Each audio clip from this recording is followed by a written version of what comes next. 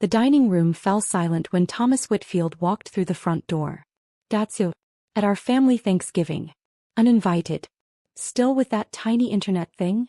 Dad had been teasing just moments before, carving the turkey with theatrical flourish. Mom had sighed beside him. "When will you join a real company?" My sister Brooke had smirked across the table. I'd stayed quiet, checking my watch. Now Thomas Whitfield stood in the foyer, briefcase in hand, scanning the room until his eyes landed on me.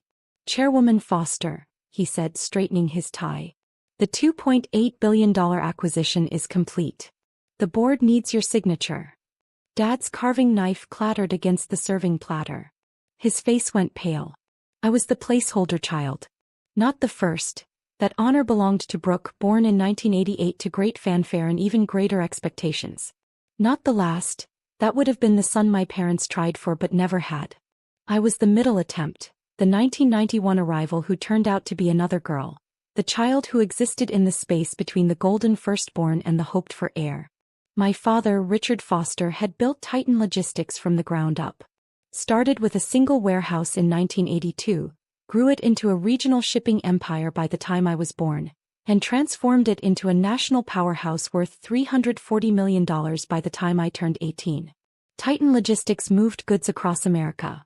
Warehouses, trucking fleets, distribution networks. Dad called it the backbone of commerce. Brooke was groomed to inherit that backbone. I was groomed to stay out of the way. My first memory of understanding my place in the family hierarchy happened when I was 7 years old. Dad had taken Brooke, then 11, to visit the company's newest distribution center, a $12 million facility in Indianapolis that represented Titan's expansion into the Midwest. I'd asked to come.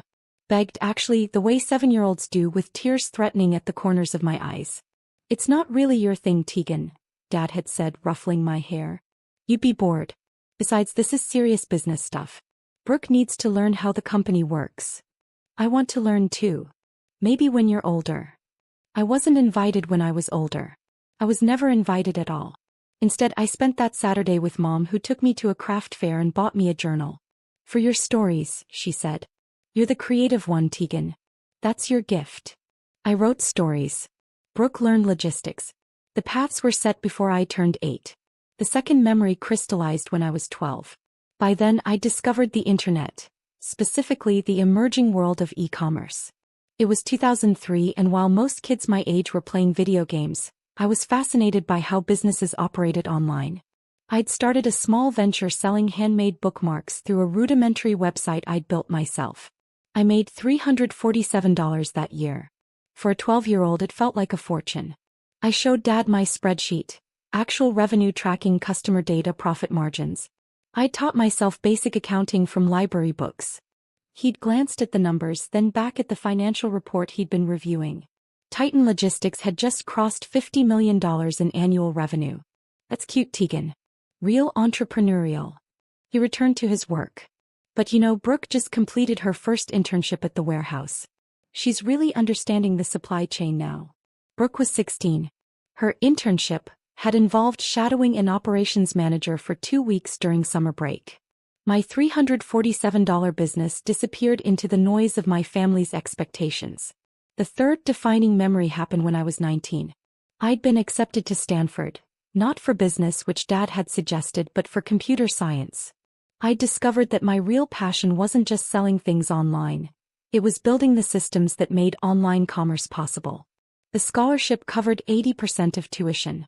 I needed help with the remaining $23,000 per year. "Stanford's a fine school," Dad said when I presented my case. "But computer science, that's not going to help you in the real world, Tegan. Brooke's getting her MBA at Wharton. That's practical. That's useful. Computer science is useful. The internet is going to. The internet's a tool, sweetheart. Not a career." He'd written a check anyway, but not for Stanford. For the state school 40 minutes from home, where I could stay close to family and figure things out. I went to Stanford. I took out loans. I worked 3 jobs. And I never asked my parents for money again. By 22, I'd graduated with dual degrees in computer science and economics, $94,000 in debt, and a startup idea that my professors called ambitious, and my family called another little internet thing.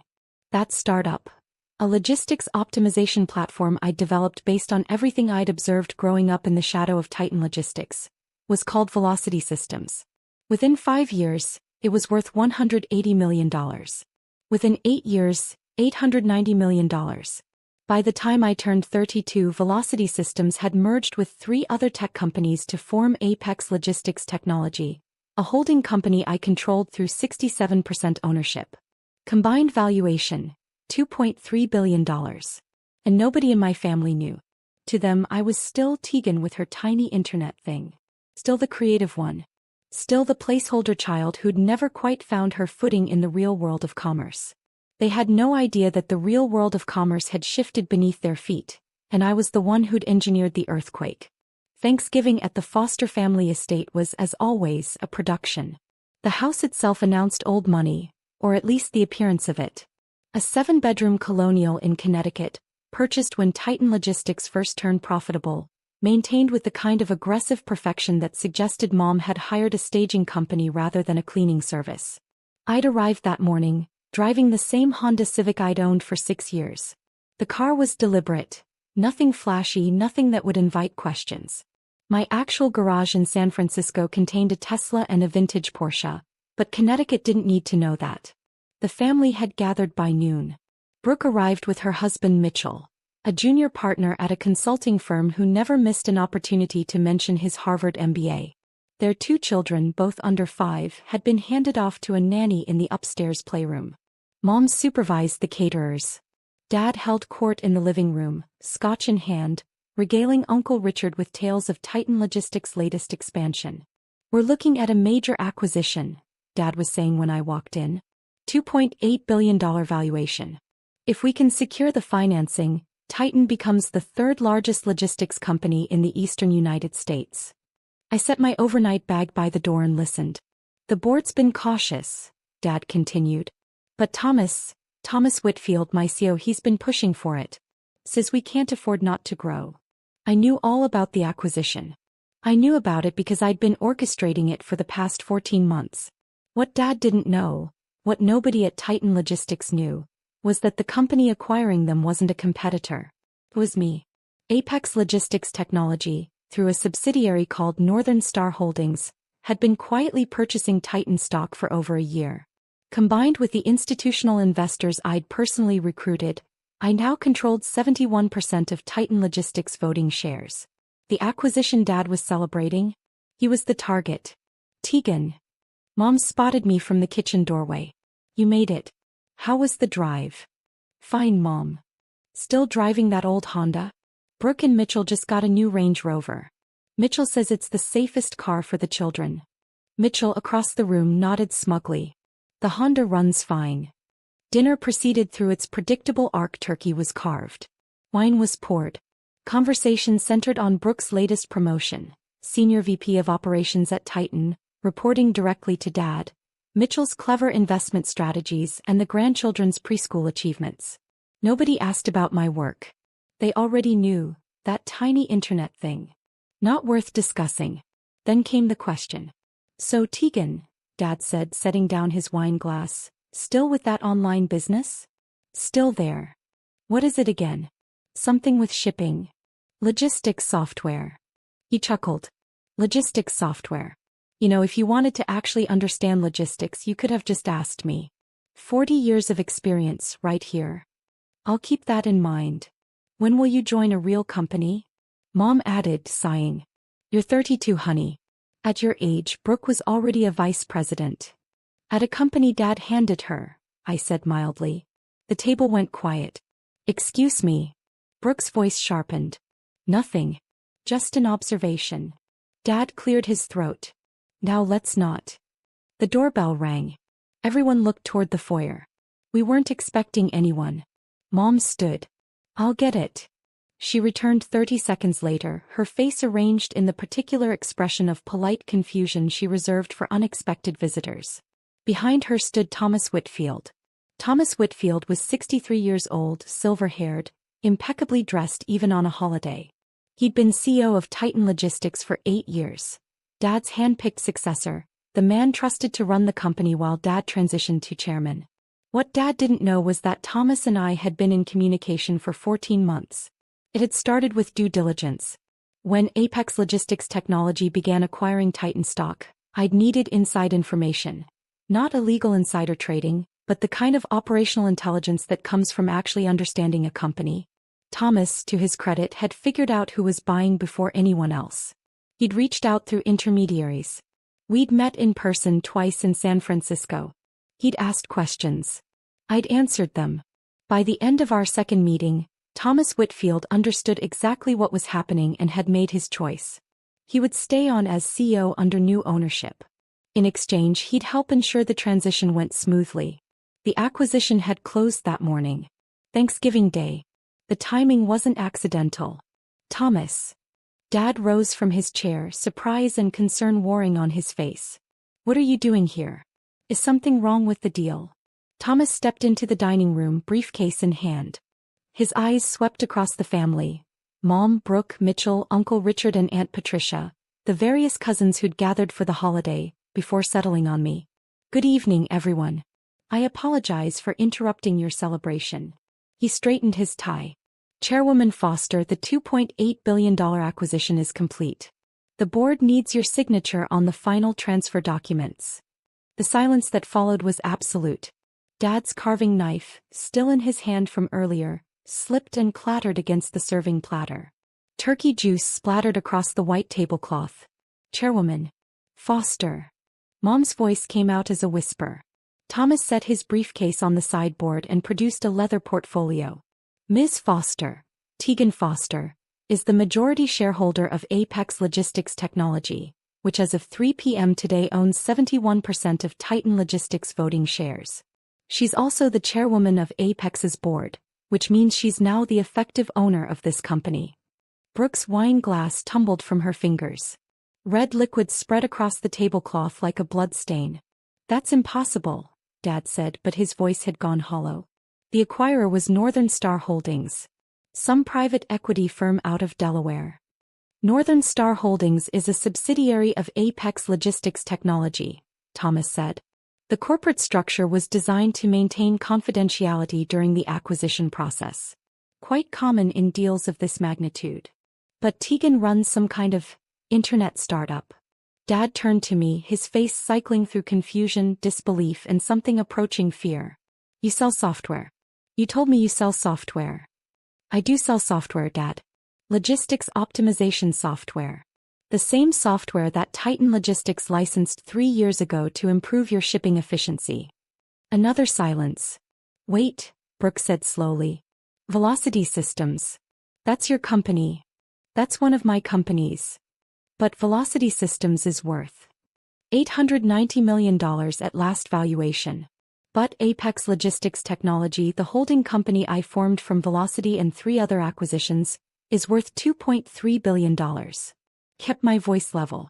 And as of this afternoon, it's worth $2.3 billion plus whatever Titan Logistics is worth. Minus the premium I paid, of course. Thomas Whitfield produced a tablet from his briefcase. For context, the board voted unanimously to approve the acquisition.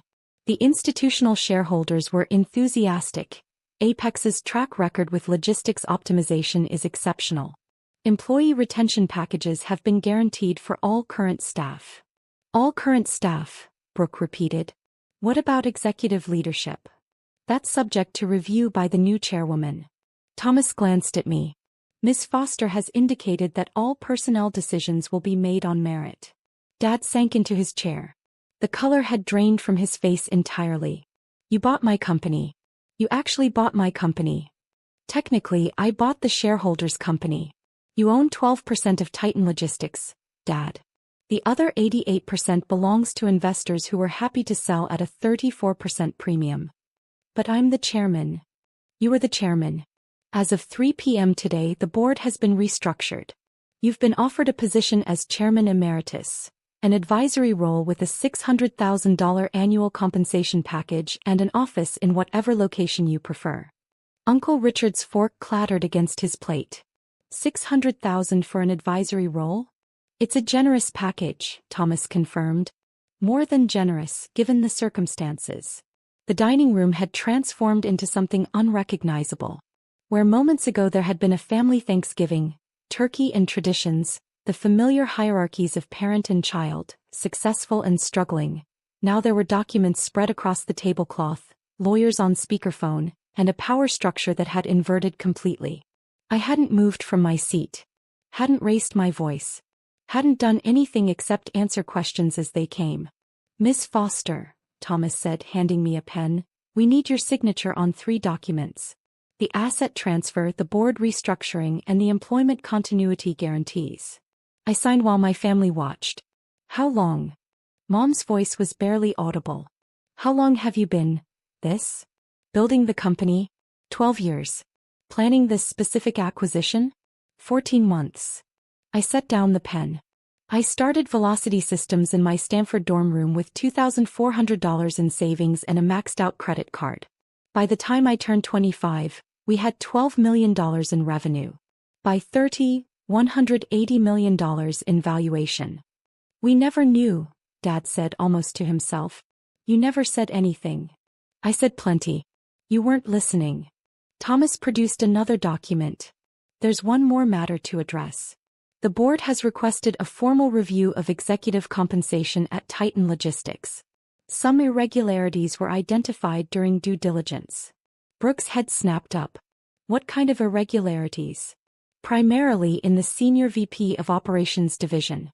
Expense reports that don't align with company policy. Consulting fees paid to firms owned by relatives of executives. That sort of thing."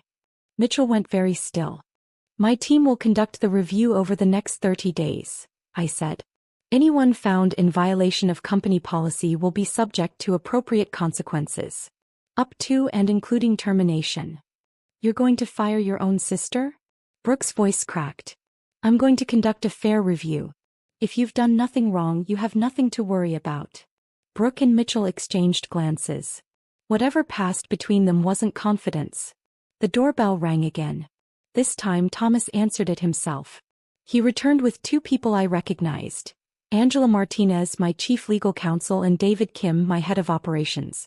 Both had flown in from San Francisco specifically for this moment. "Chairwoman Foster," Angela said, handing me a leather portfolio. "The SEC filing is complete. The acquisition will be announced to the markets at 9 a.m. Monday. Press inquiries are already coming in. Apparently someone leaked." "Who leaked?" "We're not sure yet. But Bloomberg has the story. They're running with tech billionaire acquires father's company in surprise Thanksgiving takeover." Dad made a sound I'd never heard from him before. Something between a gasp and a groan. "Tech billionaire," Aunt Patricia repeated. "Tegan is a billionaire?" "Forbes estimated her net worth at $1.4 billion last year," David said. "The Titan acquisition will likely push that closer to $2 billion, depending on market response." Cousin Derek dropped his phone. It bounced off the table and landed screen first on the hardwood floor. "The Thanksgiving takeover," Mom said faintly. "They're calling it the Thanksgiving takeover. Media loves a narrative." I stood, gathering the signed documents. "Angela, please ensure the employee communications go out first thing Monday. I want our people, Titan's people, to hear from us before they hear from the press." "Already drafted. David approved the messaging this morning." "Good." I turned to Thomas. "You'll stay on as CEO as we discussed. But I want weekly reports for the first quarter. No surprises." "Understood, Chairwoman." My father hadn't moved. He sat in his chair at the head of the table, the patriarch's position he'd occupied for every family gathering I could remember, looking at me like he'd never seen me before. Because he hadn't. Not really. Immediate consequences. The evening continued in a strange, suspended state. Angela and David had set up a temporary command center in Dad's study. Ironic, given the circumstances. Calls came in every few minutes. Board members seeking reassurance, institutional investors requesting meetings, journalists hoping for quotes. I handled each one with the same calm I'd maintained all night. This was, after all, just another acquisition. Bigger than most. More personal than any. But still just business. The family had scattered throughout the house, processing in their own ways. Mom had retreated to the kitchen, where I could hear her stress washing dishes that were already clean. Uncle Richard and Aunt Patricia made hurried excuses and left, taking their children with them. Mitchell had disappeared into the backyard, phone pressed to his ear, presumably calling his own lawyers. Brooke found me in the study. The consulting fees, she said without preamble. Mitchell's brother's firm. I knew about it. I looked up from my laptop. I assumed you did. It wasn't that much. A few $100,000 over 3 years. $847,000 according to our forensic accountants. For consulting services that were never actually provided. Brooke's face went gray. You know about that? I know about everything, Brooke. I've had 14 months to review every line item in Titan's financials. The consulting fees. The expense reports from your Costa Rica site visits. The company credit card charges at Neiman Marcus that were coded as office supplies. She swayed slightly. Sit down before you fall down. She sat. I'm not going to pursue criminal charges, I said. The amounts aren't worth the publicity, and honestly I don't want to see my sister in prison. But I am going to require full restitution. $847,000 from you and Mitchell, returned to the company within 60 days. We don't have. You have a house worth $2.3 million and a portfolio of investments Mitchell likes to brag about at every family dinner. You have the money. Or you can find it. Brooke stared at me. You've really thought this through. I've thought everything through, Brooke. That's what I do. It's what I've always done. You just never noticed because you were too busy being the golden child. She flinched. Escalating consequences. Over the next 3 weeks, the consequences cascaded. The forensic review uncovered more than just Brooke's consulting fee scheme. Dad, it turned out, had been using company resources for personal expenses for years. A beach house in the Hamptons technically owned by a Titan subsidiary, a private jet that showed up on the books as executive transportation, but flew exclusively to his golf destinations. Mitchell's brother's firm wasn't the only shell company receiving payments for services never rendered. The total irregularities exceeded $4.2 million. I presented the findings at a board meeting 2 weeks after Thanksgiving. Dad sat across the table from me, the same man who'd told me computers were not really my thing, who'd funded Brooks Wharton MBA while making me take out loans for Stanford, who'd spent 30 years building a company while telling me I wasn't suited for business. These are serious governance failures, I said, laying out the documentation. The board will need to decide on appropriate remediation. Dad cleared his throat. As chairman emeritus, I'd like to suggest that we consider the historical context.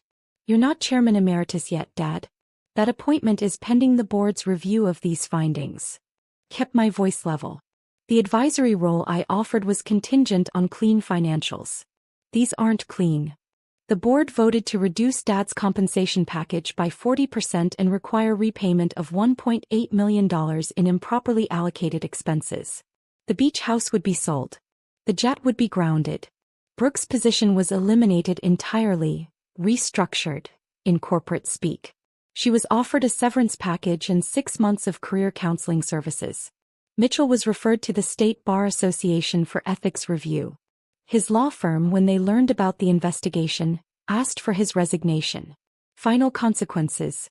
By Christmas, the Foster family had transformed entirely. Dad spent his days in the Hamptons beach house, the one he'd been forced to purchase from Titan at fair market value, avoiding calls and declining invitations. Mom had filed for legal separation, citing irreconcilable differences and financial betrayal. The forensic review had revealed several expenses Dad had hidden from her as well. Brooke and Mitchell were selling their Connecticut mansion to cover the restitution payments. Their marriage, strained by the sudden reversal of fortune, showed cracks at every family gathering. Me. I was running 2 companies now, Apex Logistics Technology and the reformed Titan Logistics. The integration was proceeding ahead of schedule. Employee satisfaction scores were up 23%. Stock price had increased 41% since the acquisition announcement. The media called it the most surprising corporate story of the year. Harvard Business Review was writing a case study. Forbes had requested an interview for their 30 Under 40 retrospective. But none of that mattered as much as what happened on Christmas Eve. I spent Christmas at my apartment in San Francisco. Not alone. Angela and David were there along with a few other team members who didn't have family obligations. We ordered Chinese food, watched movies, and didn't talk about work. But at 7 p.m. my phone buzzed with a text from an unknown number. Unknown, Tegan, it's Dad. Your mother gave me this number. I'd like to talk. If you're willing. I stared at the message for a long time. Then I called him. Tegan. His voice was different. Smaller somehow than I'd ever heard it. Thank you for calling. What did you want to say, Dad? Silence on the line. I waited. I've been reading about you, he finally said. Not the news articles. Everyone's seen those. But I found some old interviews. Tech blogs from when you were just starting out. A profile in Stanford's alumni magazine from 2018. I remembered that interview. I talked about growing up watching my father build a company, about how logistics was in my blood even if no one recognized it. There was a quote, Dad continued.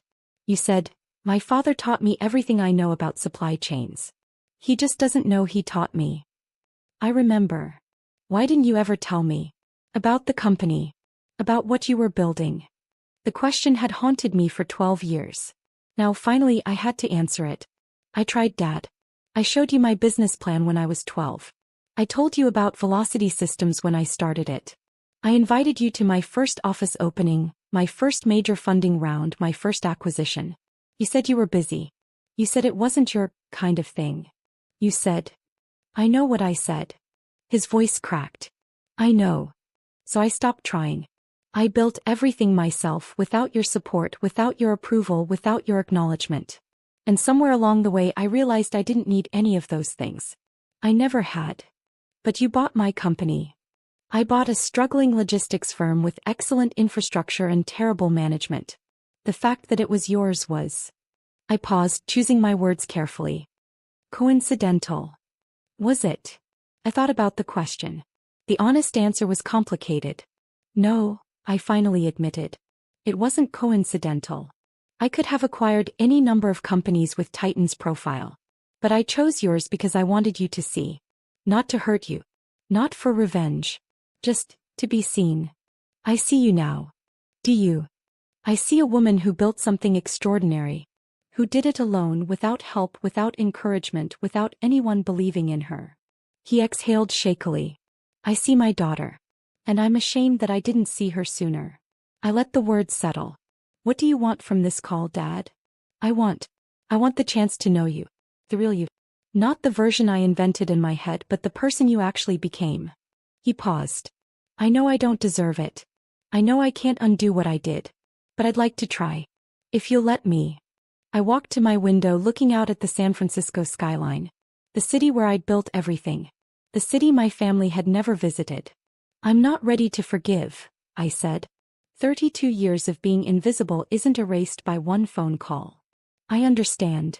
But I'm not closed to the idea of something. Eventually. If you're willing to put in the work.